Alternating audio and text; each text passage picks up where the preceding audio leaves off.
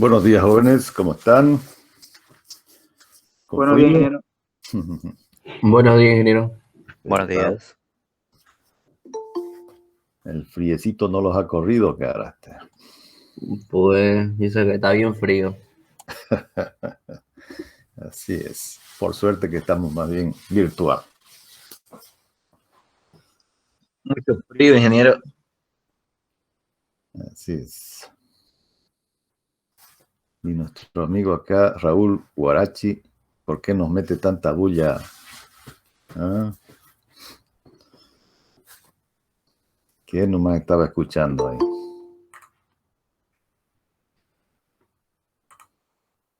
Ok. Bueno, vamos a ir comenzando mientras todavía siguen llegando los compañeros. Vamos a ver el primer tema.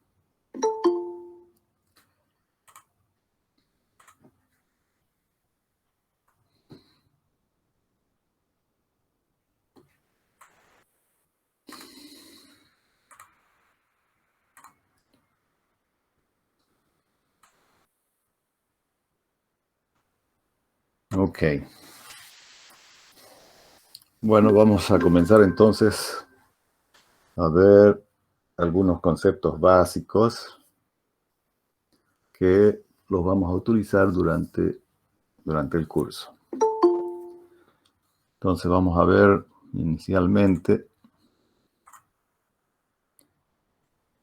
qué son los errores de redondeo, ¿no es cierto? Nosotros vamos a trabajar mucho con los números, entonces tenemos que estar bien conscientes que al trabajar con los números vamos a cometer los errores de redondeo, van a ser prácticamente inevitables. Entonces, ¿qué entendemos por errores de redondeo? En el proceso mediante el cual se eliminan cifras significativas de un número a partir de su representación decimal, ¿no es cierto? Nosotros vamos a trabajar básicamente solo en la base decimal, aunque pudiera ser válido también para cualquier base numérica. Entonces, se eliminan cifras significativas a partir de su representación decimal para obtener un valor aproximado. Si trabajamos con computadores, los números reales se representan mediante aproximaciones a dichos números. Solo pueden representar cantidades con un número finito de dígitos, lo cual produce un error de redondeo. ¿No es cierto? Cada vez que utilicemos nuestra calculadora y al hacer operaciones, ¿no es cierto? Vamos a obtener a veces una cantidad enorme de dígitos. La calculadora solamente podrá almacenar una cantidad fija, ¿no? de dígitos, y los demás simplemente los desecha. Y al desechar, ahí se está cometiendo un error de redondeo. Ok. Seguimos llegando.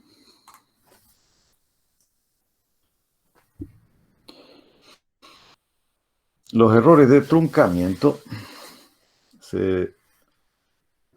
en realidad vienen a ser la diferencia entre una formulación matemáticamente exacta y la aproximación que se obtiene por los métodos numéricos, ¿no? Por ejemplo, pudiéramos decir que el valor aproximado de la primera derivada de una función lo pudiéramos representar como esta ecuación, ¿sí?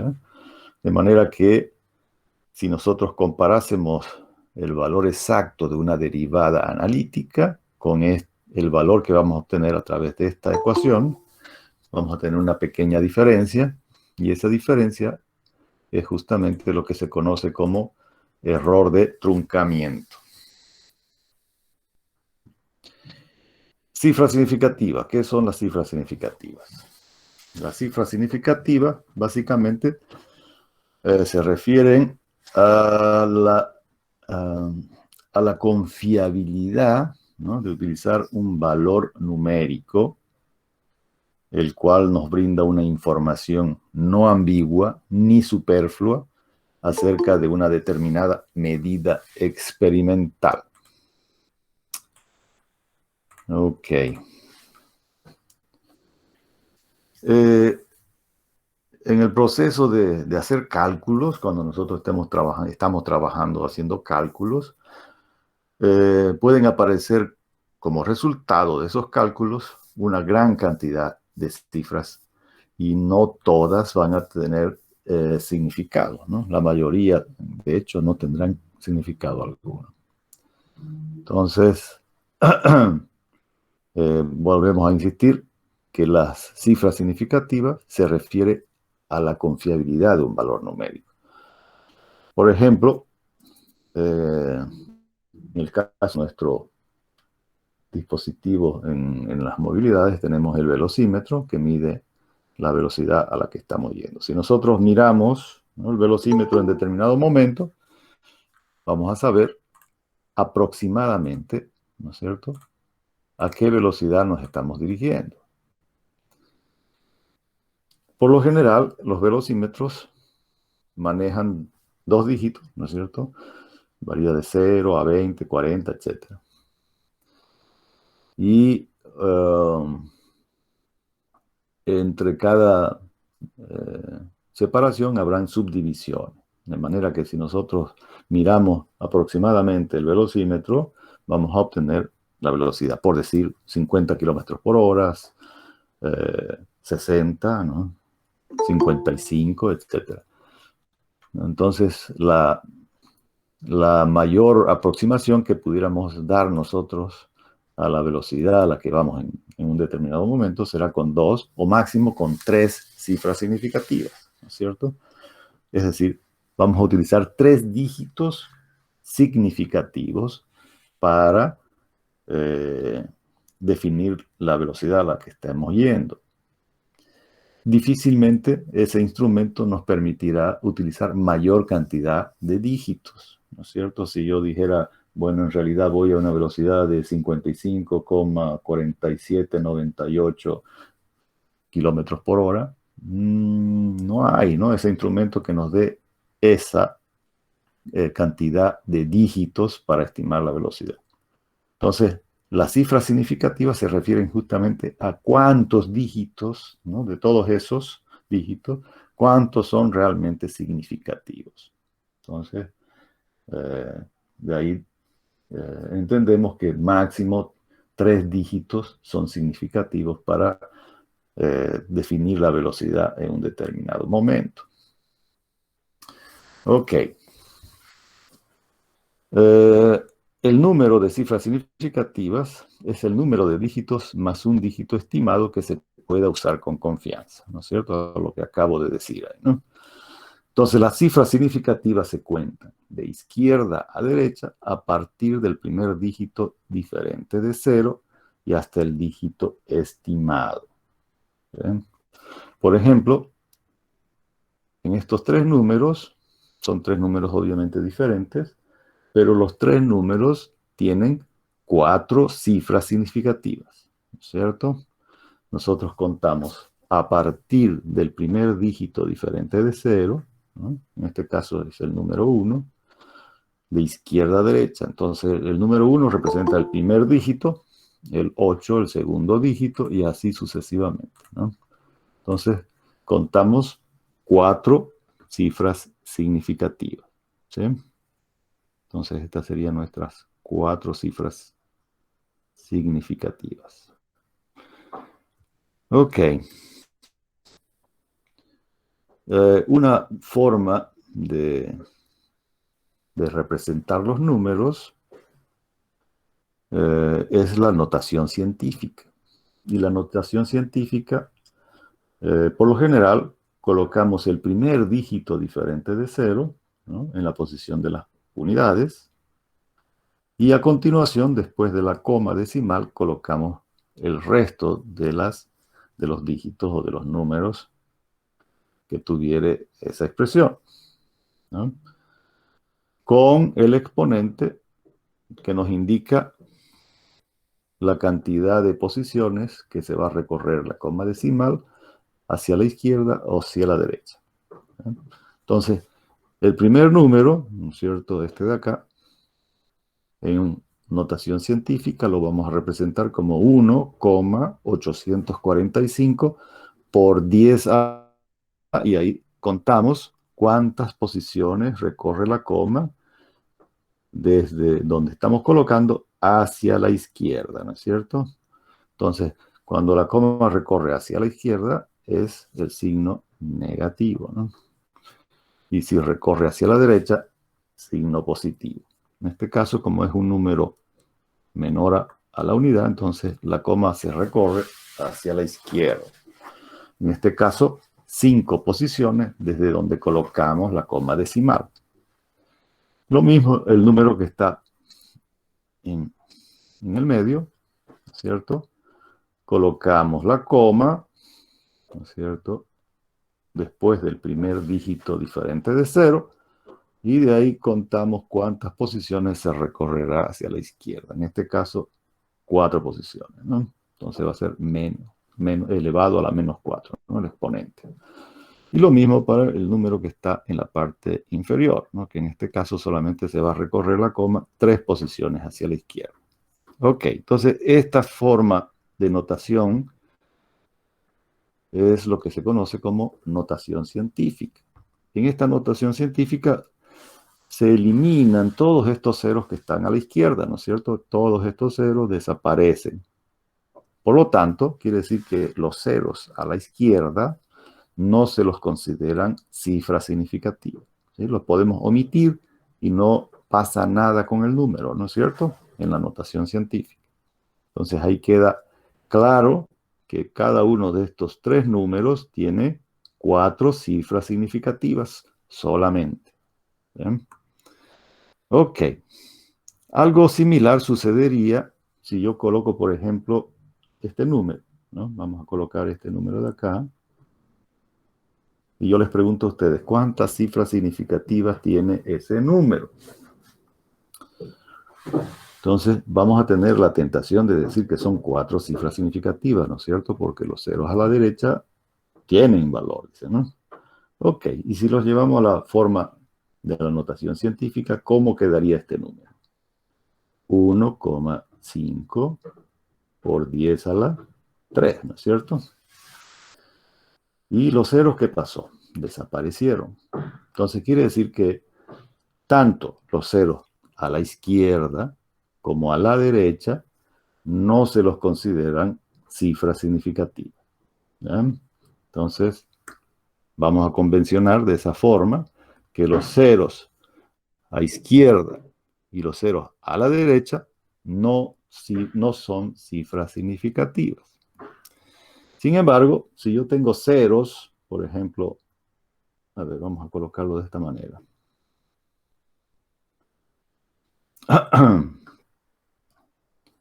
Vamos a colocar 1, 0, 5. ¿Cuántas cifras significativas tiene este número? Lo llevo a su notación científica para asegurarme. ¿Cómo va? Lo voy a representar. 1, 0, 5 por 10 a la 2, ¿no es cierto? ¿Cuántas cifras significativas tiene este número? 3 cifras significativas. ¿Bien? Quiere decir que los ceros, entonces, los ceros que están entre cifras significativas, también cuentan como cifras significativas, ¿no? Porque ese cero en esa posición nos está indicando que tiene 0 unidades, ¿cierto? Entonces los ceros entre cifras significativas sí tiene valor como cifra significativa, es decir, lo vamos a contar como una cifra significativa. ¿Se entendió bien eso entonces, no? Entonces solamente los ceros que están en los extremos, ¿no es cierto?, tanto a la izquierda como a la derecha, no cuentan como cifras significativas. Ok, jóvenes. Eso va a ser importante después cuando hagamos operaciones. Entonces, tenemos que tener bien claro cómo contar la cifra significativa. ¿Está bien? Ahora entremos a algunos conceptos. Por ejemplo, el concepto de exactitud. ¿A qué se refiere cuando nosotros decimos esa medición es exacta? O el valor que hemos obtenido es exacto, ¿no es cierto? Entonces se refiere básicamente a la aproximación de un número o de una medida al valor verdadero que se supone representa, ¿no es ¿cierto?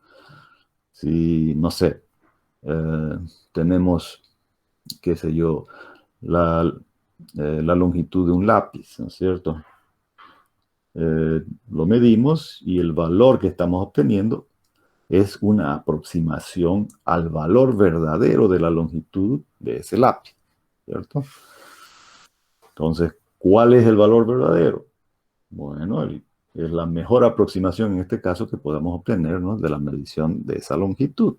Entonces, mientras ahí vamos a ver después también un concepto diferente, pero asociado, que es el concepto de precisión, ¿no?, que es el que viene a continuación. ¿Qué es la precisión?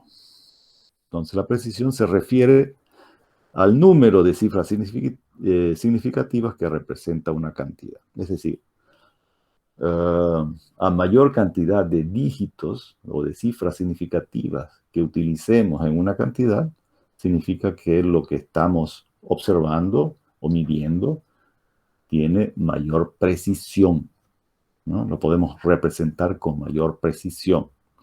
Por ejemplo, si yo utilizo una balanza para pesarme, ¿no es cierto?, de esas que utilizamos para medir la evolución de nuestro peso, entonces esas balanzas tienen un cierto rango de error, es decir, tiene una tolerancia, que después vamos a ver también el concepto de tolerancia.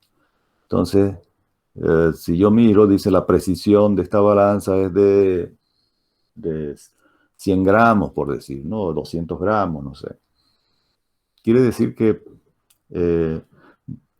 cuando yo me pese, la oscilación del peso podrá variar, ¿no?, por decir 65,4, 65,5, ¿no es cierto? Tendrá esa oscilación para arriba o para abajo, ¿no? Esa es la precisión que tiene esa balanza.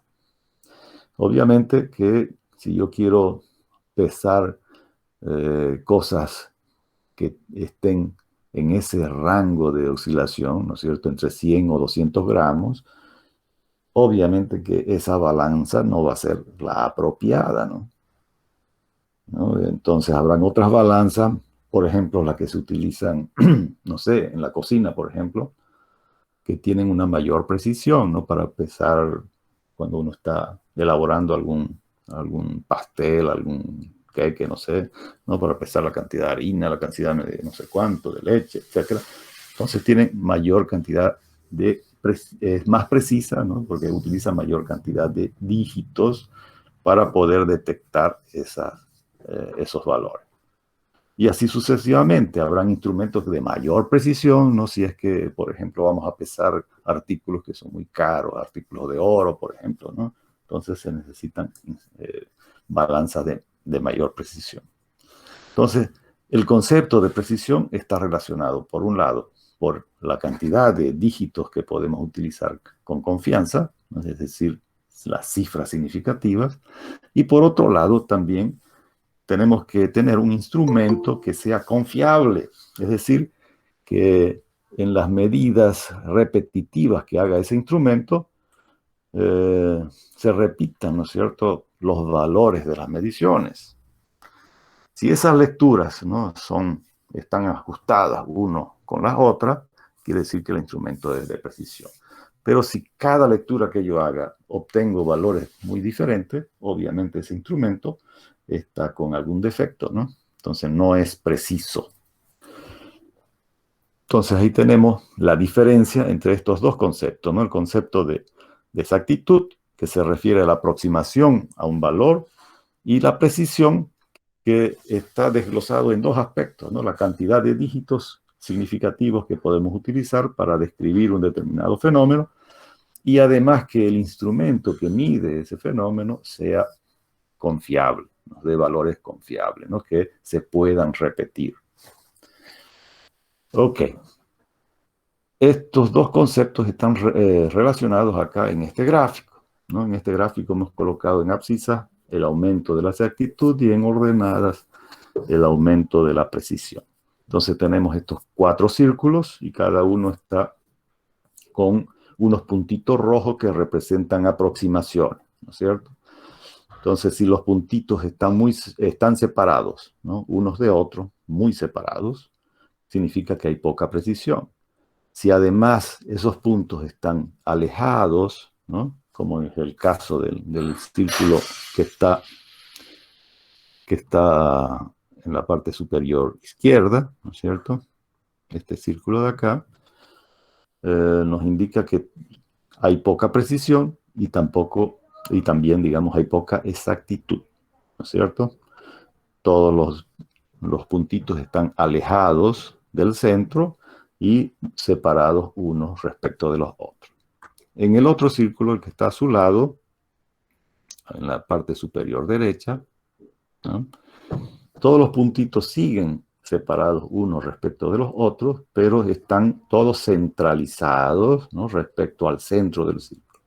Eso significa que se aumentó la exactitud, ¿no es cierto? Están más próximos del valor central, pero al estar unos separados de los otros, significa que todavía no hay aumento en la precisión, ¿sí? En cambio, los círculos que están por debajo, especialmente este de acá, se observa claramente que los puntitos están agrupados, están muy cerca uno de los otros, ¿no es cierto? Entonces hubo un aumento en la precisión, pero están alejados respecto del centro, que representa el valor verdadero, digamos, en esta situación. Están alejados, ¿no es cierto? Entonces no hubo aumento respecto a la exactitud. Entonces el objetivo, en realidad, de los métodos numéricos es tener exactitud y precisión, ¿no? Que las aproximaciones que hagamos estén muy próximos del valor verdadero, es decir, del centro, ¿no? Y que además, ¿no?, si repetimos esas mediciones o esos cálculos, nos den valores que estén en el entorno y muy próximos unos de otros, ¿sí? Entonces, eso significará que tenemos precisión. Entonces, el concepto de exactitud y precisión están resumidos entonces aquí en este gráfico. Ok, ahora vamos a ver algunas definiciones de error. La definición básica de error. ¿Qué es un error?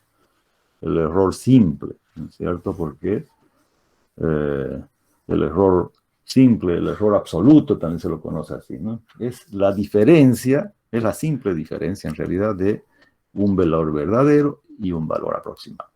Entonces, si nosotros le restamos al valor verdadero el valor aproximado, obtenemos el error absoluto, el error verdadero, ¿sí? La deficiencia de esta definición de error es que no está considerando el valor de la magnitud de lo que se está midiendo. Es decir, nos da simplemente la diferencia entre dos valores, pero no nos dice cuánto es en relación a lo que estamos midiendo, ¿no es cierto? No pudiéramos no tenemos en realidad mucha información sobre la magnitud misma de ese error, si es mucho, si es poco, etc. ¿No es cierto? Si ese valor, por ejemplo, fuese, qué sé yo, ¿no?, un valor numérico pequeño, pudiéramos caer en la tentación de decir que ese error es pequeño. Pero como no sabemos en realidad qué es lo que se está midiendo, no es lo mismo medir, ¿no es cierto?, la longitud por decir, de la pantalla de su computadora, que medir la distancia de aquí a Cochabamba, digamos, ¿no? Entonces son distancias o longitudes tremendamente diferentes y los errores que pudiéramos cometer deberían estar referidos obviamente a lo que estamos midiendo. Y eso es lo que considera la siguiente definición de error, ¿no? Cuando ya hablamos de error relativo, ¿no?, en este caso verdadero, porque lo estamos refiriendo a un valor verdadero, es cuando estamos normalizando el error, ¿no es cierto?, el error verdadero, lo estamos dividiendo entre el valor verdadero. Eso significa que lo estamos comparando, lo estamos normalizando al valor verdadero. Entonces, ahora sí, el error lo estamos refiriendo respecto del valor verdadero, ¿no? Y aquí al multiplicarlo por el 100, simplemente lo estamos convirtiendo ese error en un valor porcentual. Entonces, el error relativo verdadero porcentual es el cociente entre el error absoluto y el valor verdadero multiplicado por 100. ¿Sí? Ahora sí ya podemos emitir un juicio de valor si ese error es grande o pequeño respecto de lo que estamos midiendo, ¿no es cierto? Si hemos cometido 1 centímetro de error al medir la longitud de nuestras pantallas, obviamente va a ser un error relativamente grande, ¿no? Porque la pantalla es pequeña, ¿no? Bueno, dependiendo también de la pantalla que estén utilizando. Pero si lo comparamos esa dimensión con una longitud, con una distancia, por decir, de aquí a Cochabamba, obviamente que no hay punto de comparación, ¿no es cierto? Entonces, si yo cometí 1 centímetro de error en la distancia de aquí a Cochabamba, es un error insignificante, ¿no es cierto? Despreciable, totalmente despreciable. En cambio, al medir una pantalla no va a ser tan despreciable. Entonces, de ahí que esta definición de error nos da ya un orden de magnitud del error respecto de lo que se está midiendo. ¿Sí? Muy bien. Para comparar estos dos tipos de errores, vamos a resolver este pequeño ejemplo, ¿no? Suponemos que tenemos que medir la longitud de un puente y de un remache. El puente se lo midió in situ, digamos, en obra, ya construido, y midió 9.999 centímetros. Y el remache, 9 centímetros. Sabemos que el valor verdadero de ese puente es 10.000 centímetros y 10 centímetros para el remache. Digamos que ese valor verdadero lo pudiéramos haber obtenido del diseño original del puente, ¿no es cierto? El que hizo el diseño. Ok, entonces queremos saber los correspondientes errores absolutos y los errores relativos en esas dos mediciones, ¿no es cierto? En la medición del puente y en la medición del remache. Entonces, el error que se comete en el puente, el error absoluto, el error simple, ¿no es cierto? Es la diferencia entre el valor verdadero menos el valor aproximado. Entonces, el valor aproximado, que es el que hemos obtenido al medir ya el puente construido, es 9.999. Entonces, 10.000 menos 9.999, el error es 1 centímetro, ¿sí? 1 centímetro de error. Entonces, ahí pudiéramos nosotros caer en la tentación de decir simplemente es pequeño, ¿no es cierto? Porque 1 centímetro es poquito. Pero todavía tenemos que compararlo con este otro error, por ejemplo, ¿no? El error del remache, ¿no? El remache tiene 10 centímetros y al medirlo midió 9. Entonces también la diferencia es 1 centímetro. Si nosotros omitimos, ¿no es cierto?, que estamos midiendo un puente y un remache, pudiéramos caber, como les digo, en la tentación de decir que 1 centímetro es poco. Pero si ahora calculamos el error relativo, ¿no es cierto?, al dividir el error que hemos cometido en el puente, dividido entre el valor verdadero del puente, ¿no es cierto?, y al multiplicarlo por 100, nos da un error de 0,01% de error. Eso quiere decir que 1 centímetro en los 10.000 centímetros que debería medir el puente es realmente despreciable, ¿no es cierto? Es un error muy pequeñito. En cambio, en el caso del remache, ¿no?, que también se cometió 1 centímetro de error, ¿no es cierto?, ese error dividido entre la longitud del remache y multiplicado por 100, acá falta un cerito, nos da un error del 10%, ¿no es cierto? 10% del error. Eso ya no es despreciable, ¿no es cierto? Es un error significativo. Entonces acá nosotros pudiéramos decir, ese error es muy grande, ¿sí? Y ya nos permite tomar alguna decisión, alguna medida respecto a ese valor. Ok, entonces ahí está la diferencia básicamente entre un error absoluto y un error relativo. ¿no? En este caso, ambos están referidos al valor verdadero que se supone se conoce, ¿no es cierto? En este caso, la longitud inicial del puente era 10.000 centímetros y la del remache 10 centímetros. Entonces, el valor verdadero es un valor conocido. Pero en las aplicaciones reales casi nunca se conoce, ¿no es cierto?, el valor verdadero, ¿no es cierto? Si yo quiero saber cuál es la distancia de aquí a la Luna, no hay forma de que alguien me diga el valor verdadero es tanto. Entonces, cualquier medición que yo haga después van a ser valores aproximados. Pero ¿cuál va a ser el error verdadero que he cometido? No sé, porque no existe realmente un valor verdadero, ¿no? Entonces, ¿qué se hace? Bueno, en algunos de los casos, obviamente, se puede tomar como valor verdadero la mejor estimación posible que se pueda hacer, ¿no es cierto? Eso dependerá de la tecnología en ese momento que tenemos para hacer esa medición, ¿no? A medida que vamos nosotros progresando, mejorando en la calidad de nuestras tecnologías, de nuestra ciencia, podemos ir mejorando esas aproximaciones, ¿no? Pero, como les digo, ya no será un valor verdadero desde el punto de vista, por ejemplo, matemático, ¿no es cierto? Que podemos resolver un problema y obtener una solución exacta. Aquí ya no. Aquí se tomaría como valor verdadero la mejor estimación posible.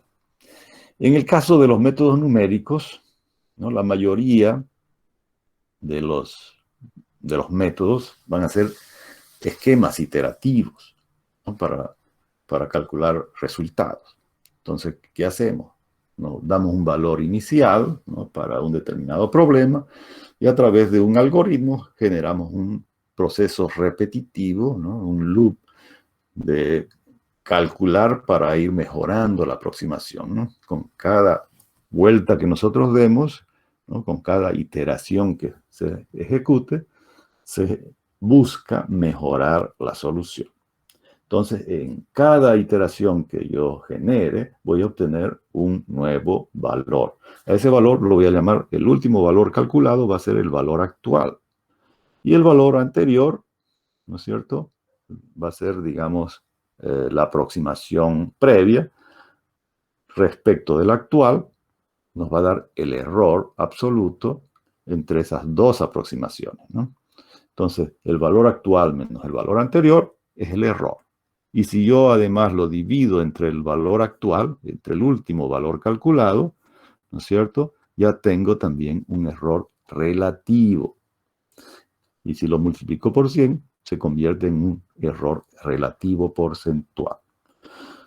Como ese error está basado en valores aproximados, entonces aquí se le agrega como un subíndice A de aproximado, ¿no? Los errores anteriores tenían un subíndice B referidos al valor verdadero, ¿sí? Entonces estos subíndices nos indican que este error está normalizado a un valor aproximado. Entonces el valor actual es un valor aproximado, es el último valor calculado en un proceso iterativo. Si continúo haciendo más iteraciones, ese valor se va a ir actualizando, ¿no es cierto? El último valor calculado será el valor actual y el anterior, y respecto del anterior generamos entonces o calculamos ese error. Entonces, esta es una manera también de evaluar el error cuando no se cuenta con un valor verdadero para comparar, ¿sí?, que es en la mayoría de los casos. Como les decía, en los métodos numéricos es muy frecuente calcular solo los errores aproximados, ¿no?, porque la mayoría de estos métodos van a ser esquemas iterativos. Muy bien. La tolerancia, ¿qué es la tolerancia? En realidad, la tolerancia viene a ser esta formulita de acá, ¿no?, que fue desarrollada por un matemático norteamericano en los años 70, ¿no?, en los años 1970, por ahí. Lo que hizo este señor, ¿no?, fue su tesis, es relacionar justamente el número de cifras significativas que vamos a utilizar para calcular el error con el valor verdadero, con el valor exacto de la solución. Entonces, él encontró que existe una relación entre la cantidad de dígitos que podemos aproximar con exactitud con confianza, digamos, ¿no? Con seguridad que el resultado es correcto en esa cantidad de cifras significativas. Entonces, la tolerancia viene a representar, ¿no?, el error, el máximo error que queremos cometer, de manera que nuestra solución tenga el resultado correcto hasta la cantidad de cifras significativas que utilicemos en ese error. Entonces, esta fórmula es simplemente 0,5 por 10 a la 2 menos n, ¿no?, donde n entonces indica la cantidad de cifras significativas que queremos utilizar en el error, y que eso está relacionado con la cantidad de cifras de un resultado correcto que obtengamos, ¿sí? Entonces, cuando generemos un proceso iterativo, ¿no?, y calculemos el error aproximado en cada iteración que se haga, lo vamos a comparar con esa tolerancia para detener el proceso o no, ¿no?, si continúa o se detiene, ¿no? Si el error que obtuvimos es menor que esa tolerancia, entonces se detiene, ¿no? Si no, continúa ese proceso iterativo. Entonces, generalmente eso es lo que se conoce como la condición de paro, ¿no?, para detener el proceso. Entonces, esa tolerancia es, en general, se la solicita al que va a utilizar, digamos, un determinado software, ¿no? Si yo voy a calcular, por decir, las raíces de una ecuación no lineal, entonces el programa me va a preguntar con qué tolerancia quiere obtener, digamos, en la aproximación. Entonces nosotros podemos decir que la tolerancia sea con 3 cifras significativas, o podemos dar ya el valor directo de la tolerancia, ¿no?, en valor porcentual, 0,05% de error, ¿no es cierto? Y fíjense ustedes que si yo utilizo, por decir acá, 2 cifras significativas, ¿no?, que n sea igual a 2, ¿cuál va a ser el valor de la tolerancia? La tolerancia entonces va a ser 0,5 por 10 a las 2 menos 2 cifras significativas. Va a ser entonces, ¿cuánto? 0, ¿no? Es decir, que la tolerancia valdrá entonces 0,5%. Entonces, el error que yo esté calculando, digamos, entre una iteración y otra, debe llegar a un valor menor a 0,5%. Si yo quiero mejorar esto, que n sea igual a 3 cifras significativas, entonces la tolerancia va a ser 0,5 por 10 a la 2 menos 3 menos 1. Es decir, que la tolerancia ahora será 0,05%, ¿no? A mayor cantidad entonces de cifras significativas, la tolerancia se va haciendo cada vez un valor más pequeño, ¿no? Y por lo tanto implicará seguramente mayor cantidad de iteraciones para poder alcanzar a esa tolerancia, ¿sí?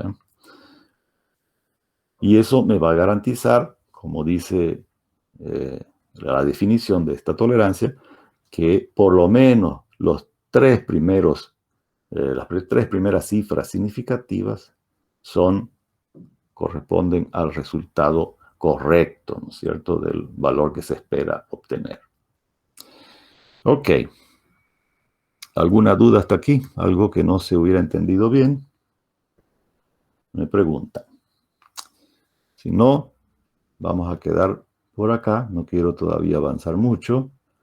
Estamos recién en la primera semana, básicamente, de clase, y entiendo que todavía estamos con inscripciones todavía, ¿no? Se continúan inscribiendo sus compañeros. Entonces, vamos a quedar por ahí. Si es que no hay dudas.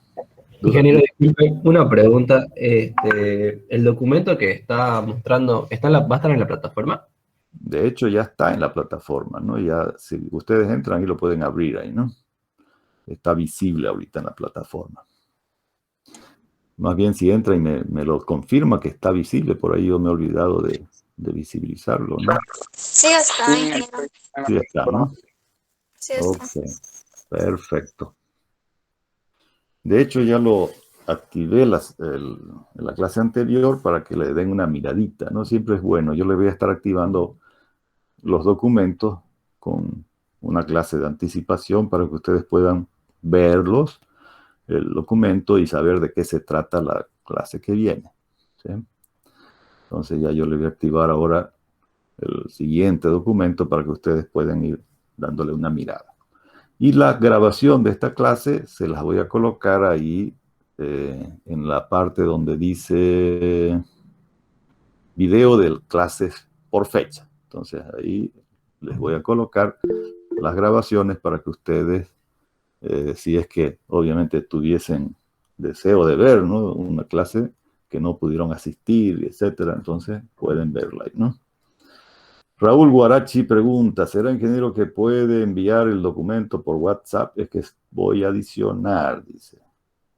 Ok, cualquiera de los compañeros en realidad lo puede copiar el enlace, ¿no? Eso porque lo que queda ahí en la plataforma es el enlace. En realidad el documento está en el Google Drive, ¿no? Ahí queda guardado. Entonces yo lo que hago es simplemente colocarle el enlace a ese documento.